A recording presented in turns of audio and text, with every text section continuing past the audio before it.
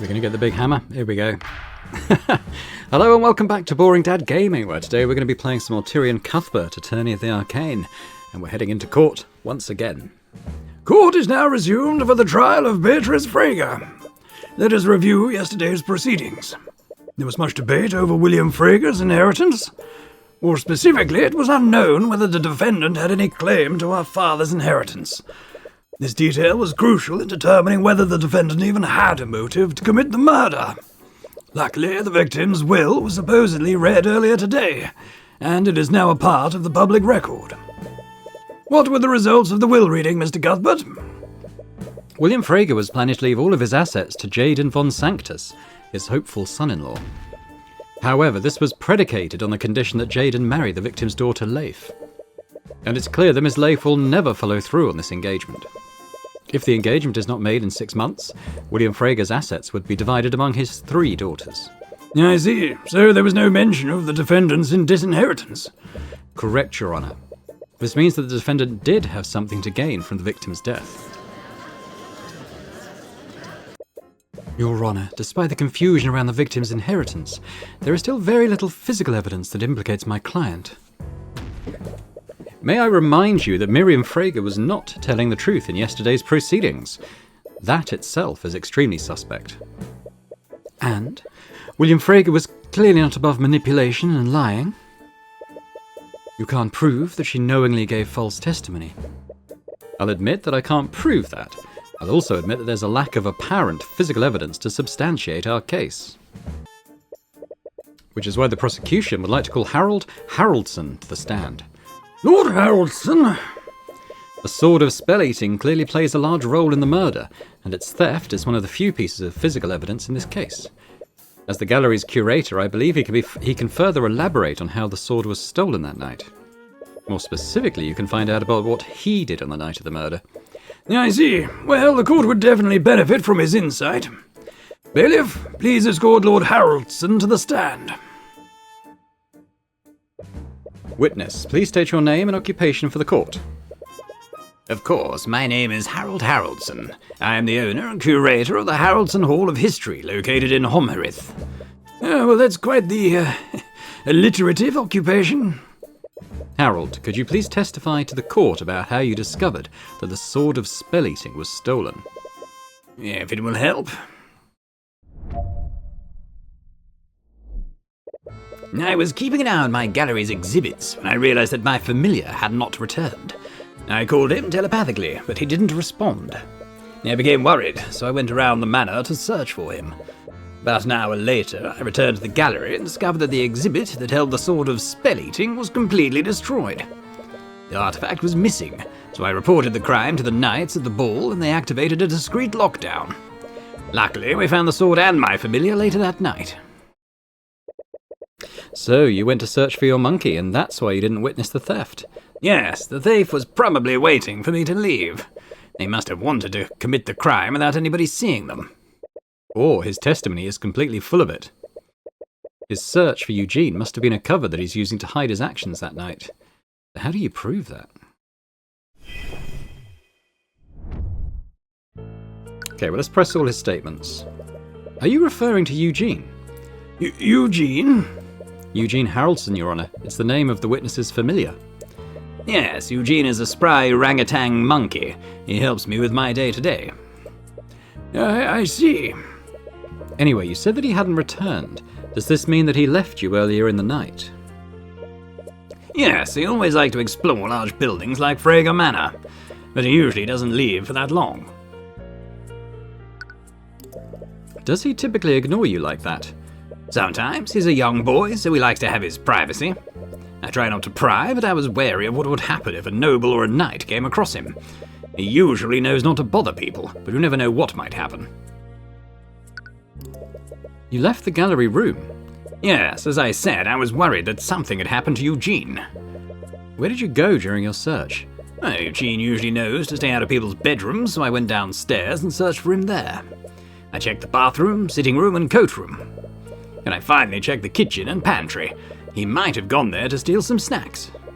But you didn't find him in any of those places? No, I didn't. If I recall correctly, the glass was completely shattered. This is despite the presence of several abjuration spells that protected it. Yes, it would have taken an extremely powerful spell to break it like that. As you saw, the glass display was shattered into shards.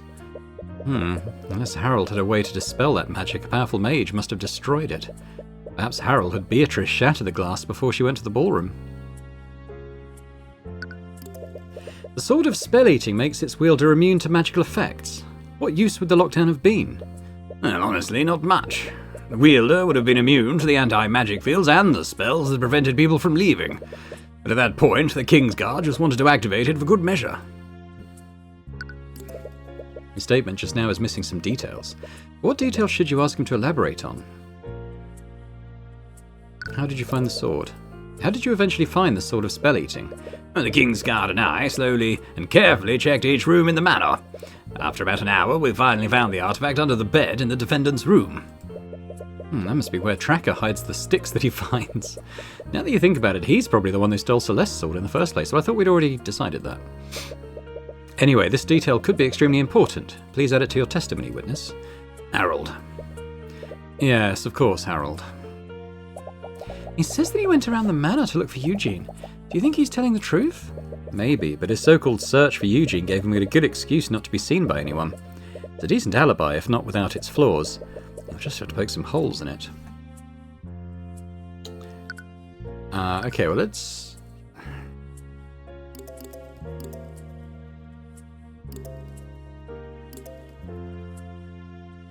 Let's get the alternative thing. How did you find Eugene? Well, after an hour of silence, he finally responded to my telepathic messages. He met up with me in the gallery before we went to search for the sword. So this would have been after the theft was reported? Yes. He would have had to pick up Eugene after he murdered Lord Frege. This must be the alibi they're using to account for the time that no one could see Eugene. Anyway, this detail could be extremely important. Please add it to your testimony, witness. Harold. Yes, of course, Harold. He says that he went... Okay.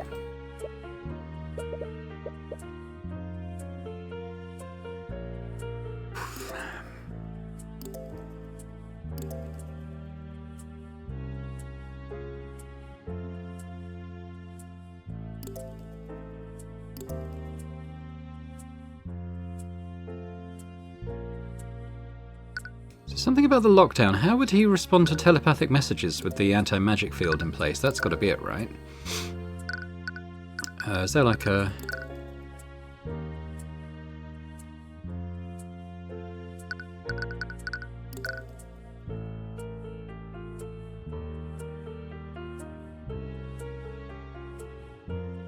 Objection! Yeah. Harold, you found Eugene before you went to search for the Sword of Spell-Eating. This would mean that happened while the lockdown was still active, am I correct? Yes, as much as I was worried about the artifact, Eugene's safety, it was far more important. That's the thing, Harold. You said that after hours of silence you finally received a telepathic message back from Eugene. What? So that leaves one question. How did you communicate with Eugene telepathically if you were both within an anti-magic field? What? Harold, in response to the theft, the Kingsguard activated the lockdown system to prevent anyone from leaving. That same lockdown system would have placed an anti-magic field over every inch of that manor. That field should have suppressed the telepathic abilities given to you by familial bond. You wouldn't have been able to speak with Eugene at all. Mr. Cuthbert, are you accusing the witness of lying in his testimony? Please, Cuthbert is blowing this entire thing out of proportion. Anti-magic field is a resource-intensive spell. We can't assume that they managed to cover every inch of the manor, especially the areas that would only be accessible to a small animal. Mr. Mora, let's assume that Eugene managed to reach some sort of blind spot in the lockdown system. The magical telepathy granted by familial bond connects two people. Even if Eugene wasn't affected by the anti-magic field, Harold would be. Yeah, that's very true. How did I hear him that night? There's only one answer that makes sense, Harold. You did hear Eugene telepathically, because Eugene was wielding the Sword of Spell-Eating. What? Yeah, I'm sorry, Mr. Cuthbert. Are you saying that the Sword of Spell-Eating was stolen by the witness's pet monkey? I am, Your Honor. It's the only way the witness's testimony makes sense. She doesn't have a rebuttal. You should push this while you still have a chance. Harold Haraldson, you were the one who stole the sword of spell-eating, weren't you? And what reason would I have to steal something that already belongs to me? It was to take suspicion off of you, because you were the one who had William Frager killed. You staged a robbery and used the sword of spell-eating to make Eugene invisible. Then you sent him through the manor's ventilation system, also you could have him murder William Frager in his study. Well done, Cuthbert. I suppose you just can't stop yourself from pursuing a lying witness. It's what I do best, Mr. Mora. Of course. Witness, do you have anything to say in your defence? It's quite obvious, but I completely refute the prosecution's allegations. He's misguided, but he's just doing his job. You were expecting his thoughts to be hostile like before. Then do you also refute your statement about Eugene telepathically speaking with you? I know better than to lie on the stand to try to save myself. I can't explain how it happened, but I stand behind my testimony. Eugene did telepathically contact me during the lockdown. But how did he do it? Wait, so he doesn't know how that telepathic communication happened? Perhaps he overlooked it when he was planning the murder with Beatrice. And that's your position, Cuthbert, that the witness sent a monkey to murder William Frager? It may sound ridiculous, but it's the only thing that makes sense. Or do you have any evidence to refute that, Mr. Mora? No, I fully and wholeheartedly agree with you, Cuthbert. Wait. Tyrion? Mr. Cuthbert, did you forget that you were the prosecuting Beatrice Frager? Your Honour, even as a prosecutor, it's clear that Cuthbert just can't stop himself from finding the true culprit. Wait, I also meant to say that the defendant conspired with the witness to commit the crime. Oh, really? Do you have any proof of this conspiracy to commit? Of course you don't. But even so. But let's assume that you did have evidence to prove your statement. If this was really a plot by my client and the witness, what would my client even contribute to this plan? From what you said, this plot was completely carried out by Lord Haraldson and his familiar. Well, the glass. He would have needed a powerful mage like the defendant to break the sword's display case and stage the robbery. So, her contribution to the murder was breaking some glass. Can you prove that my client shattered the display case? And can you prove that she did so knowing that it would somehow lead to her father's death? You might have gotten a little too eager to prove Harold's guilt. The physical evidence against my client was almost non-existent in the first place. Meanwhile, it seems that the prosecution has just brought forward physical evidence that implicates Lord Haraldson. Physical evidence that is supported by his own testimony. There has to be some explanation for this. Cuthbert, didn't you ask me something yesterday? If my client didn't kill the victim, then who did? I suppose I should thank you for finding the answer. Damn it, all you did was make it more difficult to prove your case. But Harold has to be involved in this. You weren't wrong about that. Only Eugene would be small enough to traverse the air vents. So isn't there anything else you can use? With the threat of indictment, Harold must be stressed. He's gotten you out of tight spots before. Maybe you can find the evidence in his mind. You can use every trick you have, Cuthbert. It won't help you. Ignore her. Calm your mind and focus the eye of Horus on him. You have to find something, anything that might tie the murder to Beatrice. Naught can remain concealed.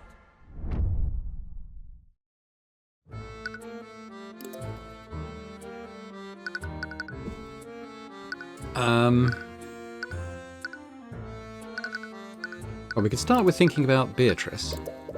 It's truly a shame that Beatrice was driven to flee from her own family. If only I'd introduced myself to her, perhaps we could have found a solution together. He doesn't know Beatrice? But how? She planned the murder with him. Unless...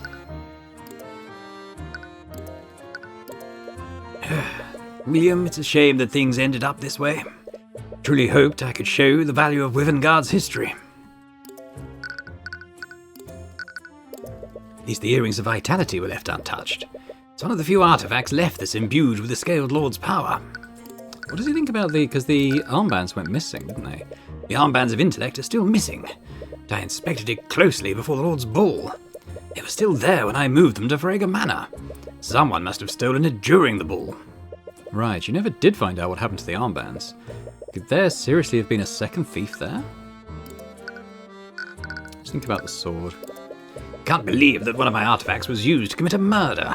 It's completely disrespectful to the culture and history behind it. What? He's speaking as if he truly had no hand in this. That can't be true, can it? Let's think about, Eugene.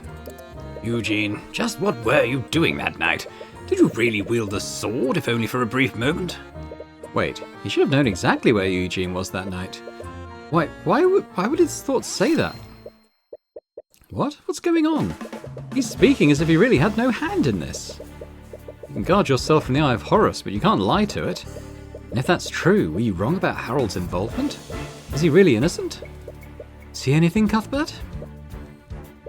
Your Honour, it's clear that the prosecution has nothing left to argue. There's very little evidence implicating my client, and there's a far more likely suspect in front of us right now. Yes, well, I must agree, Mr. Moore. At the very least, I see no reason to prolong this trial any longer. Wait! Beatrice couldn't have personally done this. Discounting the fact that she's completely blind, she was with the two princes for most of the night. So who actually killed William Frager in his study? Think about this. The reason why you suspected Harold in the first place was because of what Tracker said. Tracker's vocabulary is primitive and limited. He uses the word rat to describe small creatures that hide and act suspiciously. But even if it wasn't an actual rat, it still couldn't have been human, right? You're right. It would have had to have been a small animal. A small animal with the strength and dexterity to traverse a small air vent while holding a sword. Tracker definitely saw some kind of animal. Was it someone else's familiar? Oh, I don't know. Eugene Haroldson, or there's got to be another familiar. No, it had to have been Eugene. And Eugene couldn't have communicated with Harold unless the sword protected both of them from the anti-magic field. Why? Did Eugene just happen to be in that hallway? It also doesn't explain why the sword of spell eating was even there. No, Tracker said that Eugene came out of the air vent on one side of the hallway, and then he fled into the air vent on the other side. Even for a small monkey, those vents would be extremely cramped. He wouldn't have entered those vents out of mere curiosity. Why was Eugene in the air vents? You know now that Harold didn't participate in the murder, but did he know about what Eugene was doing that night? Eugene was not acting of their own free will. Harold. Oh, maybe he was maybe Eugene was acting of his own free will. Eugene was acting of his own free will. That's the explanation that makes the most sense, but how? And why? Harold is the only person that is magically connected to Eugene, and even if Beatrice somehow got Eugene to follow her order, she wouldn't have been able to direct his actions telepathically. Beatrice couldn't use any other conjuration spell to contact him either. She was also in the anti-magic field when she was with Asta. So if Eugene was the one who murdered William Frager, was he acting independently? No, that can't be possible. How could Eugene have carried out this plan independently? This plan required knowledge of Frager Manor's ventilation system. It also involved murdering William during the lockdown and destroying his will. Eugene might be smart for a monkey, but a normal monkey wouldn't have known how to identify and destroy William's will. Even if Beatrice had somehow trained him to do all this beforehand. Yeah, I was thinking this. Eugene wore the armbands of intellect. No, it couldn't be. I discovered that the armbands of intellect had been stolen as well. Unlike the sword of spell eating, we still haven't found the armbands. You look at the glass case where the armbands used to be. The thief didn't shatter the glass. Exactly. Moreover, the armbands were actually replaced with a very well-made replica. Magical locks on the case can be disabled. How are they normally disabled? Well, they can be turned on and off using a spoken password. How many people know this password? Well, only myself. I personally oversee the transport of these items when they're moved. Only Harold knows the password, but someone could have overheard him saying it, like a certain cheeky little monkey. Someone that's constantly looking over his shoulder. You've made some ridiculous statements in the past, but there's no way the judge will even entertain this theory. You'll have to be smart about this. Your Honour, I think there's one more witness that can clear up this discrepancy once and for all. I believe he can prove the prosecution's case to the court. Really? I frankly find that hard to believe. Please trust me, Your Honour. There's one element to this that we all aren't seeing, and it's one that no one will believe. What do you have planned now? Very well. I'll give you one last chance, Mr. Cuthbert. But know that if your next witness fails to unveil any new information, I won't hesitate to end this trial. I understand, Your Honour. So I'm going to need you to bear with me for a moment. Why? Your Honor, the defense calls Eugene Haraldson to the stand.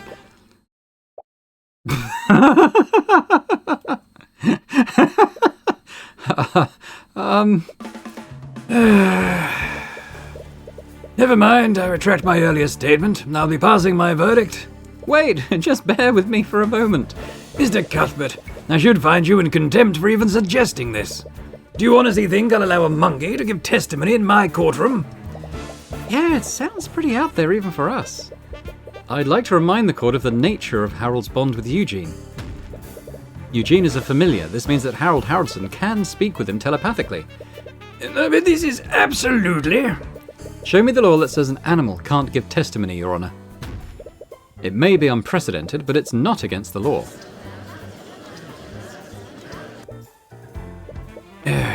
Very well. Your Honor, you can't be serious right now. Are you actually going along with this? Oh, Mr. Moore, I am looking for any possible reason not to entertain this. But Mr. Cuthbert has a point. There are no laws against his proposal. So I have no choice but to oblige his frankly insane actions for now. Well, I guess it doesn't matter. It's not as if this will reveal anything.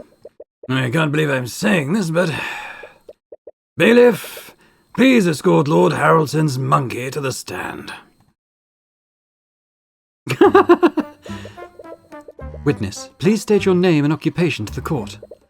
Oh, I could do without the sarcasm, Mr. Mora. Oh, what voice are we going to give Eugene? I don't know. He's got an arcane art, though, interestingly. He can do transmutation. And he's 20. I'm going to think about this. I think I'm just going to go high-pitched. Eugene is Eugene. Eugene Monkey. Bailiff, please make sure the stenographer gets Haraldson's translations. You can't see the armbands on him right now. He must be at his normal intelligence. Although, how would he even wear them? Perhaps he held them in his hands. They only require physical contact, after all. Eugene, did you steal from the gallery on the night of the murder? Eugene never steal from Harold. Eugene respect Harold. Then you'll have no problem testifying about where you went during the Lord's ball. I can't believe I let you convince me to permit this.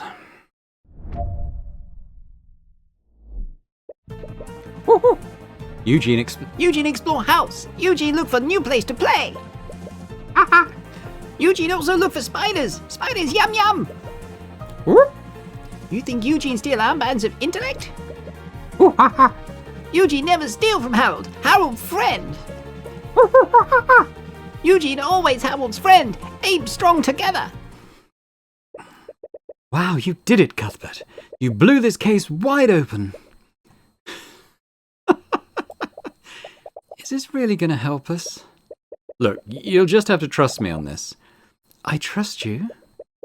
That sentence sounded like it turned into a question at the end.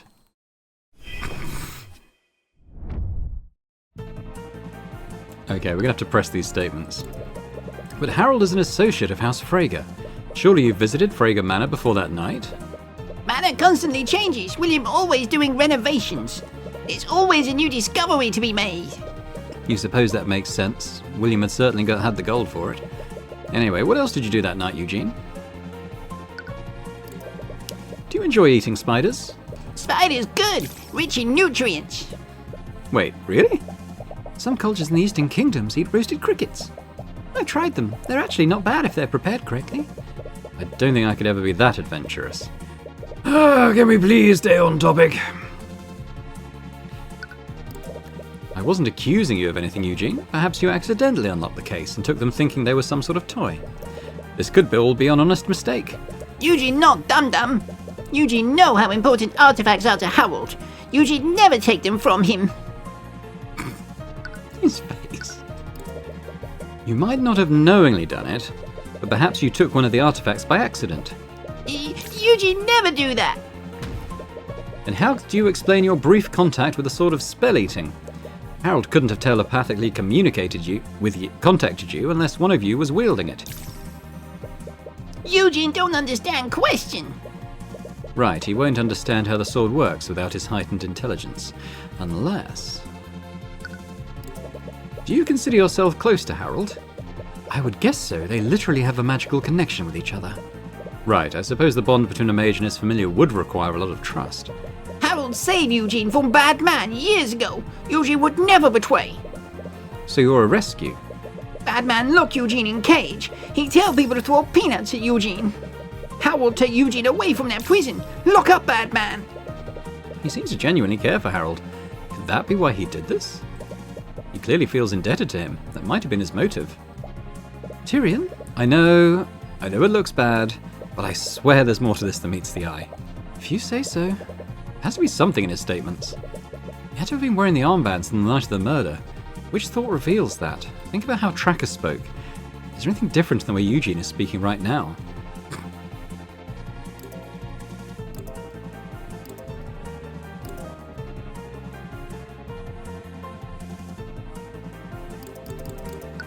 Objection!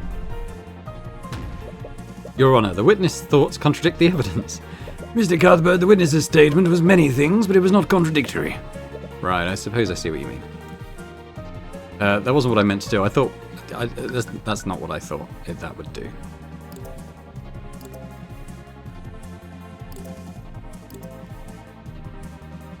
It's got to be this one, right? Objection! Wait a minute. Eugene, I asked you before if you stole anything from Harold's gallery. Eugene, no. Eugene would never steal from Harold. Cuthbert, don't waste our time by having repeat that statement. That's the thing, Mr. Mora. That's not the same statement he made in his testimony. I asked the witness if he stole an artifact from the gallery. I never mentioned the armbands of intellect. Ooh? What are you talking about now? The witness lacks the understanding to differentiate between the artifacts. It was clearly just a simple mistake. It's not just the fact that he named the wrong artifact, Mr. Mora. It's the fact that he used his actual name. I'm afraid I don't understand what you mean, Mr. Cuthbert. Your Honour, animals can't speak the same way that humans do. Even when a telepathic link is established, their vocabulary is extremely limited. Right, Tracker called the sort of spell-eating a stick before. It was hard to understand what he really meant. Exactly, so that raises the question. How did Eugene know they were called the armbands of intellect? Wait, how did he know? The armbands were stolen during the Lord's Ball and replaced with a well-made replica. He must be wearing them. If he had worn the armbands when he was sneaking through the vents, he would have never had the opportunity to put them back. The armbands are still missing. Eugene is wearing the armbands right now. It can't be. Is he really? The armbands were designed to be worn by humans, so Eugene couldn't wear them on his arms. He's probably wearing them as a belt. You initially thought that he carried them in his hands, but there's a far simpler explanation. Eugene, do you still maintain that you didn't steal the armbands of intellect? Eugene told you already. Eugene never steal from Harold. Then I suppose you wouldn't mind taking off your hat. Oh, okay, just on his head. Are you serious right now? You don't think he's wearing them right now, do you? It's the only thing that makes sense. The armbands were taken on the night of the murder, and they are still missing. If Eugene did indeed steal the armbands that night, he would have never had the opportunity to return them. He had no choice but to continue wearing them until the investigation was over. This is absolutely ridiculous. You're spinning a fairy tale. Do you honestly expect us to believe that a monkey increases intelligence beyond human limits? If I'm wrong, the witness can easily refute my theory by removing his hat. Well, what's it going to be, Eugene? You see him fully break character, and he slowly but silently lifts his hat. No, you can't be serious. Everyone can see it plainly. He's wearing the armbands like a crown around his tiny head. From out of his hat, you see him pull something else. Well done, Mr. Cuthbert. I shouldn't have underestimated you. What? You? Serious? This is probably a blessing in disguise. I didn't think I could bear debasing myself any longer. Objection! Objection, Your Honour. On what grounds, Mr. Mora? On what grounds? Everything about this situation is objectionable. It's downright absurd. Is he seriously Beatrice's accomplice? But, Mr. Mora, we can't deny what's clearly in front of us. I was not ready for today. How is he even talking right now? Scholars believe that humans and apes evolved from a common ancestor. Perhaps all apes can speak the common language under the right circumstances. Evolved, please. I've observed your society. I think calling humanity evolved is being quite generous. This can't be happening. Well, you all done gawking at me like a bunch of simpletons? Simpletons? Wait a minute. It's quite difficult to separate myths from actual historical accounts. Right, I remember encountering a similar problem at the Imperial Academy. Now, you must be quite dedicated to your studies. They let this simpleton into the Imperial Academy? It's his thoughts that we're hearing. That's cool. Rude, but you suppose that can't be helped? Every insulting thought that you've seen from Harold, they weren't Harold's thoughts at all. They were Eugene's thoughts. He's been wearing the armband since you first met. But I still don't understand. Why would you even take the armbands in the first place? Well, I'll admit that the Lord's Ball was one of many occasions. The first time I touched them was due to sheer chance. You put them on by accident? Well, my unawakened self was enamoured by its glittering sheen. I merely wanted to touch them, but when I first held them in my hands, I experienced a sense of clarity that I'd never felt before. I was afraid of what I'd experienced, so I left them alone. But as I returned to my primitive lifestyle, I couldn't stop thinking about what I felt that day. You were hooked? I wouldn't quite phrase it like that, but I suppose you're not wrong. I already knew the password to Harold's vault, so I'd come in from time to time and indulge in the armband's power. But the more time I spent with my awakened intellect, the more I craved its power when I had to put them away. And that's when you made the replica. While no one was watching, I devised a plan to discreetly take the armbands. Harold would have eventually discovered that they were stolen, but he would have concluded that a noble from the Lord's Ball took them. Because of the pressure that he was receiving from the crown. Well, I'm not proud of what I've done, but I never expected things to reach this point. I didn't expect someone to steal the sword of spell-eating as well. And I certainly didn't expect a murder to happen that night. So you still maintain that you're innocent? Of course I do. I stole the armbands, but I did not murder William Frager, nor did I take the sword of spell-eating. Allow me to elaborate. Okay. Well, this has gone some places. I'll admit that I took the armbands and replaced them with a replica, but I was not the crook who stole the sword of spell-eating. The thefts were completely different from one another. The display case for the sword was completely shattered. I spotted the sword when I was exploring the manor. It was lying in the middle of a hallway. I wondered why such an important artifact would be lying there, so I took a closer look to inspect it. That's when I heard Harold call out to me telepathically. The sword must have protected me and Harold from the anti-magic field. I wanted to take the sword and return it, but a wild dog chased me away from the scene. He has a point. He didn't need to shatter the display case of the sword. Yeah, he already knew the passwords, but Tracker said that Eugene was the one who dropped the sword. Furthermore, he escaped into the air vent leading into William's study. His actions that night were definitely not as innocent as his testimony implies. He must have lied somewhere. Right, well, let's press some statements. You stole the armbands by using Harold's spoken password, am I correct? Yes, I sit on his shoulder most of the time. He obviously never suspected what I'd do, so it was a simple matter of listening to him when he transported the artifacts to Frager Manor. And can I assume that you knew the passwords for the other displays as well? I do, and I can easily demonstrate it. You doubt that he'd lie when you can easily check it. Even so, you already lied about not stealing the armbands. Why should we believe you now? Well, the answer to that lies in the physical evidence. How do we know that you didn't shatter the glass to cover your tracks? Harold's password nullifies the locks, but they don't nullify the magic that protects the glass. Harold told you himself, didn't he? Only a powerful mage could have shattered the reinforced glass. That's a familiar. Magic can be cast through you. Only Harold can cast magic through me. I can't cast any spells by myself. And even if I could, Harold's spell compendium doesn't have a spell that's powerful enough for that. His logic is sound. But what he's saying is true. Who shattered the glass? Anyway. But that location was near the Frager's bedrooms. Don't tell me that you... What do you take me for? I know what a bedroom looks like, and I'd never enter one uninvited. Then why were you there in the first place? I was coming back from the rooftop garden, and I suddenly felt something interfering with the armband's magic. The anti-magic fields. Yes, I was worried that something had happened, so I made my way back to the gallery to meet up with Harold. I see. Could you add this to your testimony? Very well. We might have to look at the map and see if that tallies. And that's when you made contact with it. Yes, I was quite surprised too. At the time, the magic of the armbands was being nullified. But when I picked up the sword, my intelligence finally returned. That's how I knew that I was holding the sword of spell-eating. Was this the first time he tried to contact you this night? No, he'd telepathically messaged me earlier that night, but I was so absorbed in my exploration that I ignored him. He was absorbed into his exploration. Would that really cause him to ignore a call from Harold? Didn't you have enough time to grab the sword? You were holding it after all. I'm not proud to admit it, but my survival instincts took over. At that point, I was more concerned about escaping that wild animal. You suppose that makes sense. Tracker is several times larger than him. He had every reason to be afraid. His story makes sense. There's no way he could have shattered the glass. I suppose so, but remember he was invisible. Tracker saw him that night. He was definitely traversing the vents in that hallway, which means he lied somewhere in his testimony.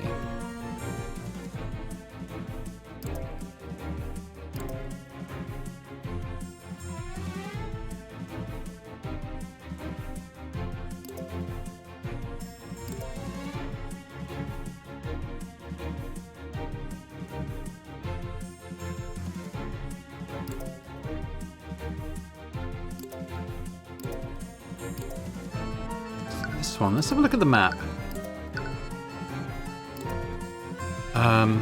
Probably want to look at the second floor. So this is where it was found, wasn't it? He was going from the rooftop garden. Where did he say he was going? To the gallery. Rooftop garden, gallery. He would not have been... That's where the sword was, so he had no reason to stumble across it. Objection! Eugene, I'm sure you're well aware of this, but the best way to lie is to hide a false detail within many truths. And what are you trying to insinuate, Mr. Cuthbert? You said that you were heading from the terrace to the gallery. Did you take any detours? Well, of course not. With the armbands nullified, my intelligence was slowly fading. I wanted to return to Harold as soon as possible. Witness, I'd like for you to take a look at this floor map of Freyga Manor. This is the location that wild dog found the sword of spell-eating. So tell me, Eugene, how did you spot the sword of spell-eating when it was hidden in the hallway north of Beatrice's room? That's, Why are you nitpicking such an insignificant statement? He probably just got distracted and went down the wrong hallway. Mr. Moore, Eugene came from the rooftop garden, and he was adamant that he went directly to the gallery to reunite with Harold. Even if his intelligence was muddled, he was intent on reuniting with his worried companion. He definitely took the direct route, but if he did, he would never have been able to see into that hallway. Yeah, well, I see your point, Mr. Cuthbert, but what does this mean? It means that the witness lied about where he was before he discovered the sword of spell-eating. He wasn't coming from the rooftop garden. He came from the air vents in that specific hallway. ah! So why were you in that hallway, Eugene? You lied in your testimony. Was it because you wanted to hide what you were really doing that night? I... Admit it, Eugene. You snuck through the air vents to avoid detection. Then you used the air vent in that hallway to break into William's study. After that, you murdered him using his letter opener, didn't you? That's not what I went there to do! No, I didn't mean...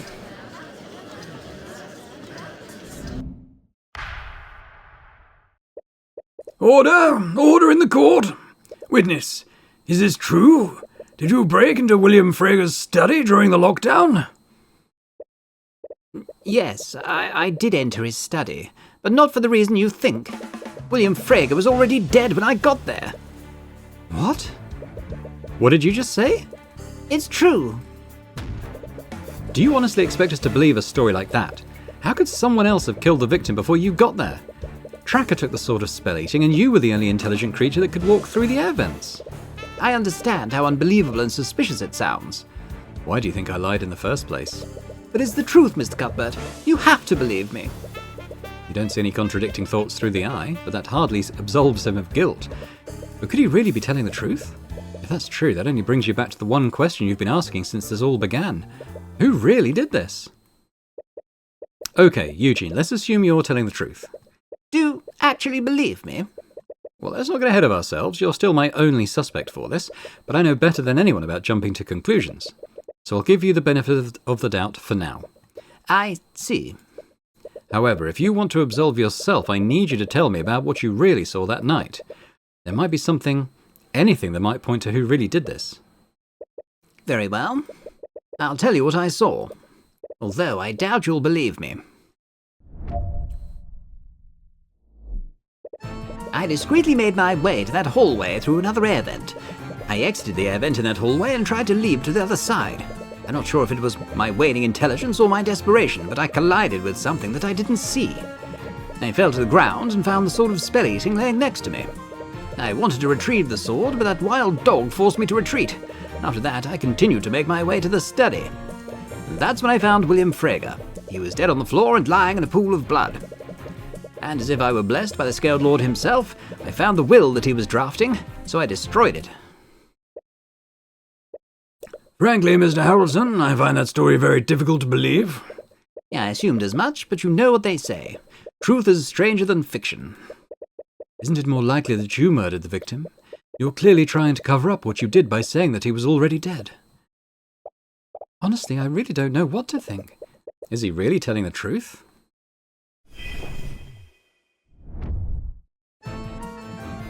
Okay, let's press these statements. But why were you there in the first place? Well, it all began when William Frager got into an argument with Harold.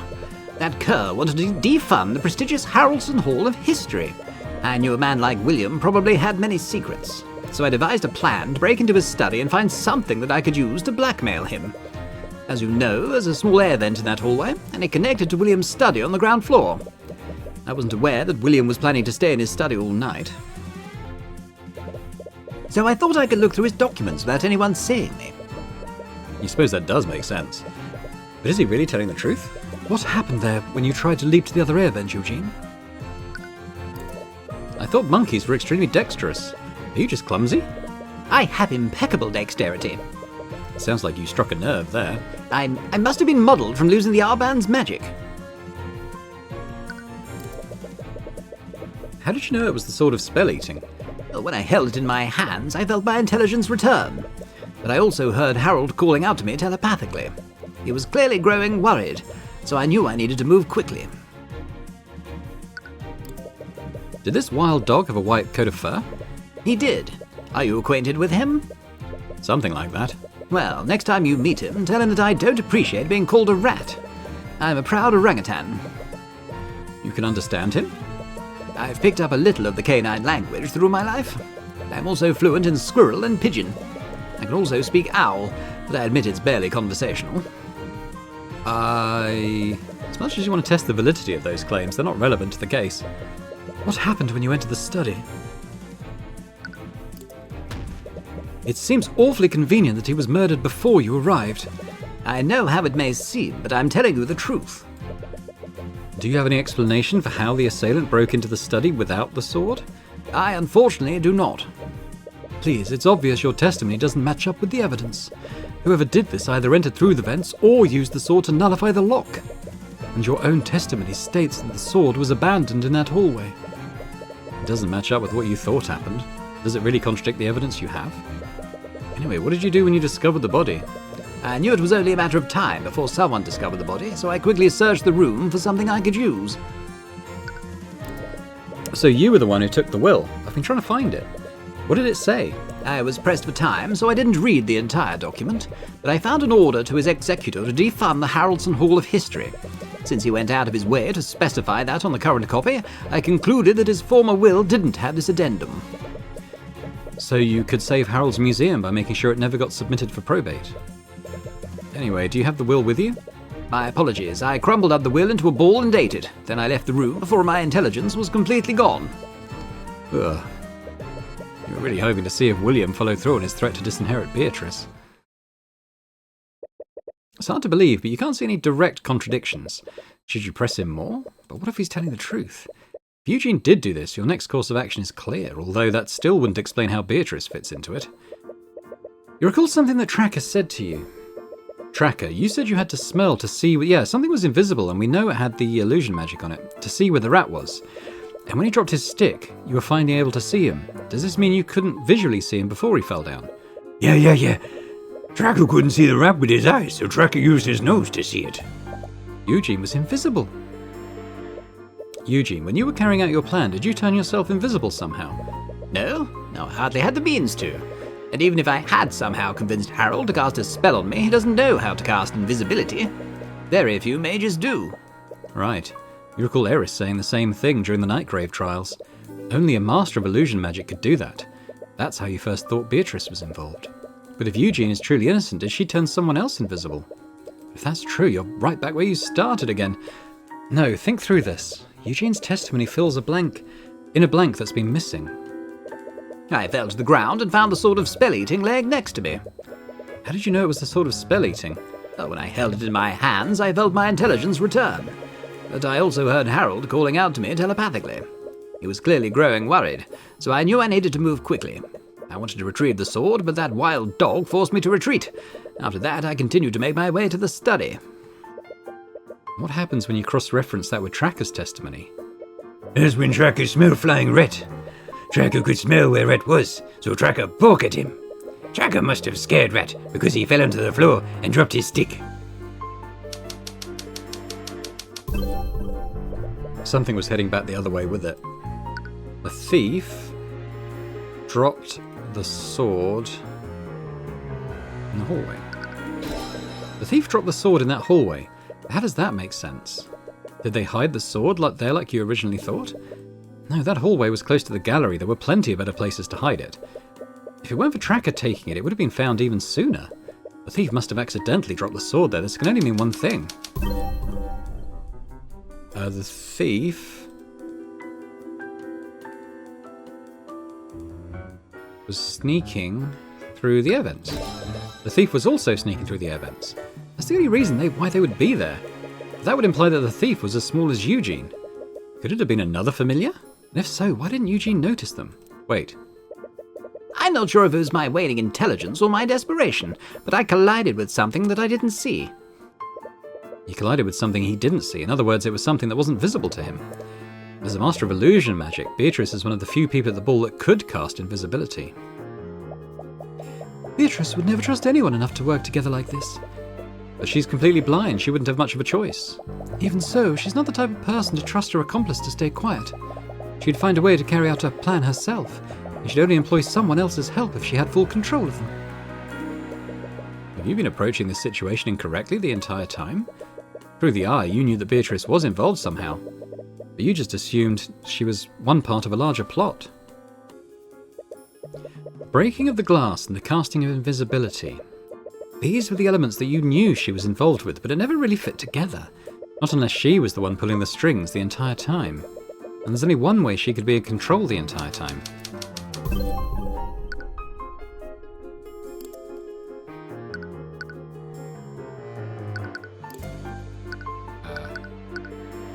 What?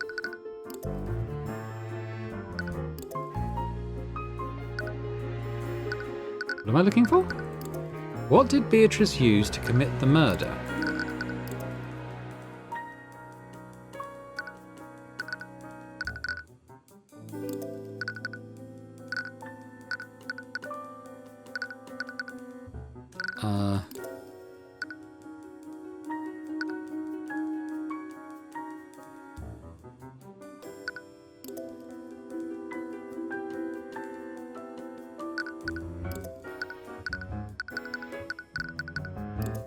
Is it the sword? No, you've been underestimating Beatrice's role in what happened that night. Everyone assumed that she couldn't perform certain actions due to her blindness, but there's one tool she could have used to do all of this. It's not Tracker, is it?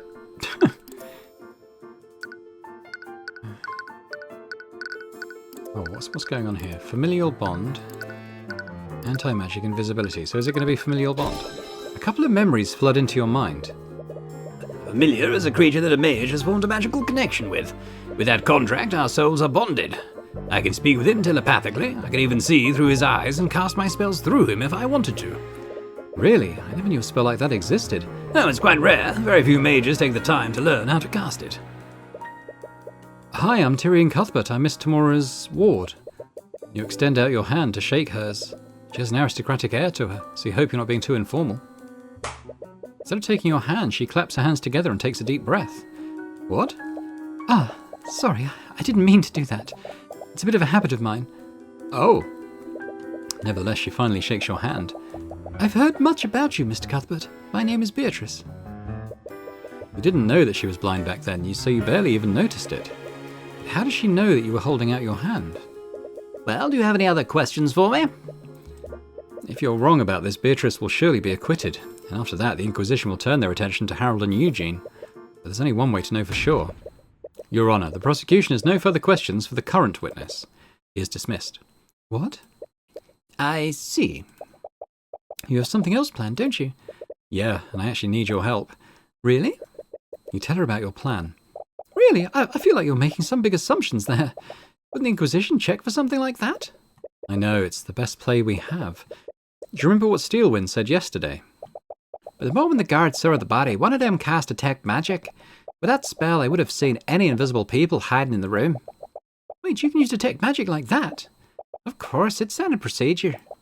Like all spells, invisibility leaves traces of magic on the person it's cast on. So mages can use Detect Magic as a way to see through invisibility. If everything goes the way I think it will, you'll be able to confirm its location. Once you do that, you just need to reveal it to everyone. All right, I'll follow your lead then. So, Mr. Cuthbert, how do we proceed? Your previous witness brought about more revelations than I could ever have guessed. However, you still haven't given a substantial explanation about how the murder occurred or who actually did it. I understand that, Your Honour, but it will all make sense after I call my next witness. Another witness? I understand your hesitance, Your Honour, but everything that we've learned throughout these trials is finally coming together.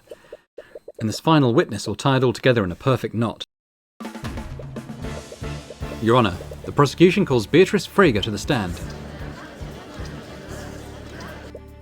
Seriously, Cuthbert, you went to all that trouble just to end up calling my client to the stand? You and your client have the right to refuse, Mr. Mora, but I would wonder how that will reflect on your client's character. Doesn't really matter, she's already standing here with Mr. Mora. You can carry out your plan regardless of what she decides to do. It'll have much more impact if you can bait her into lying on the stand. My client says that she's willing to testify. However, we would like to propose a short recess. With these new developments, I'm sure you can understand that we have much to discuss. Well, I see no reason not to grant the defence's request. Is this really okay? We give them time to prep, they might realise what we're doing. I know, but I don't think we have anything to worry about. You've been building a psychological profile of Beatrice since this case began. It's hard to read her expression and emotions, even with the Eye of Horus. She keeps herself guarded and keeps her true intentions unknown. She's powerful, more powerful than her father ever cared to admit. Despite this, he tried to control her and put her inside a cage. But Beatrice Frege would never live in a cage. She wanted freedom and control, and she would do whatever it took to get it. You're sure the accident that blinded her didn't help things? When everything was said and done, she abandoned everything. Her wealth, her status, her family. She could have waited. She could have gritted her teeth until it was her turn to lead House Frege. If she was willing, she could have even secretly pushed her father past the gates of death herself. But she couldn't bear to live like that, even temporarily. You have no idea why this is how she chose to do that. Perhaps it has something to do with their meeting. But you do know one thing. Beatrice Frege will never put herself in a position of vulnerability. If you endanger her freedom, she will make sure that she can see who she's up against. In the interest of giving the defense time to deliberate, we will be taking an extended recess. Court is adjourned.